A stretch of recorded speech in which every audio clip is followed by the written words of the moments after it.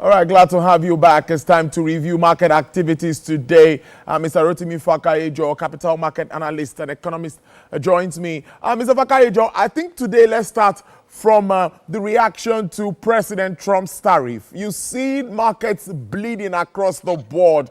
How would you react to this? And before we start to talk about what is expected and how it will impact us here in Africa. The retaliatory effects of Trump's tariffs is telling so much on the entire global economy. It's not going to affect the US alone. It's going to affect every other economy that at least has relationship with the US. And I think with the way it's turning out, it's definitely going to be a devastating one if care is not taken, if they don't end up on the negotiating table. Because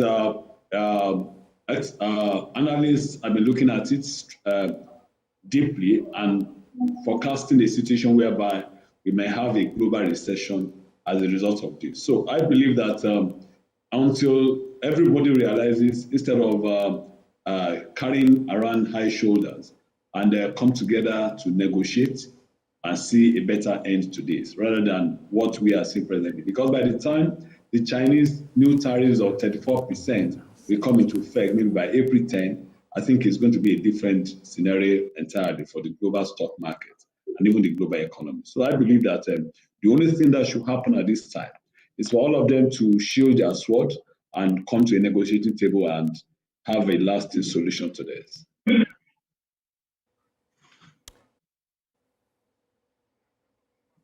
Okay, Mr. Fakayejo, that looks very interesting. At least even when I was going through my reports, I saw that even Apple had their biggest drop in recent times. We see companies having falls that had happened since COVID-19 seasons and all of that. But moving forward, like you said, this might likely lead to a recession.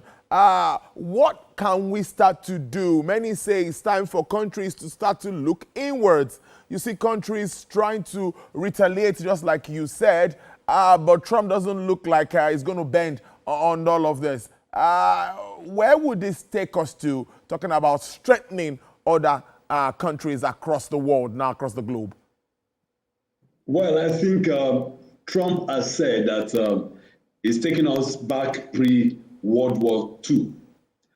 And the implication of that is going to make nonsense of World Trade Organization.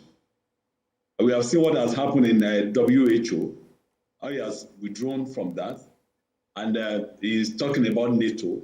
So we are looking at a situation whereby everybody has to be on his own, and that is not a global, it won't create a global harmony. But I think this seems like a tempest in a teapot. I believe with time, everybody will realize that, yes, we have made a mistake. Let us talk together. I believe Trump will retract any of this, except if he has a greater agenda than what we all can see for now. All right, then. I think it's so key that we stay with those markets. In 30 seconds, what's your reaction to today's markets for Nigeria? Well, it wasn't too bad. The market, the OSHA index and the market capitalization came lower by 0.01%. And as such, I think that is still okay. And for the weekly change, the market came down by 0.14%. So I think it's still, it can still be parried. And I think like I always say, what will trigger a new trend in the market is when we begin to see Q1 results for the various companies, which I believe is going to be very positive going forward. Mr. Fakayejo, thank you so much for your time. That's our show today. Thank you so much.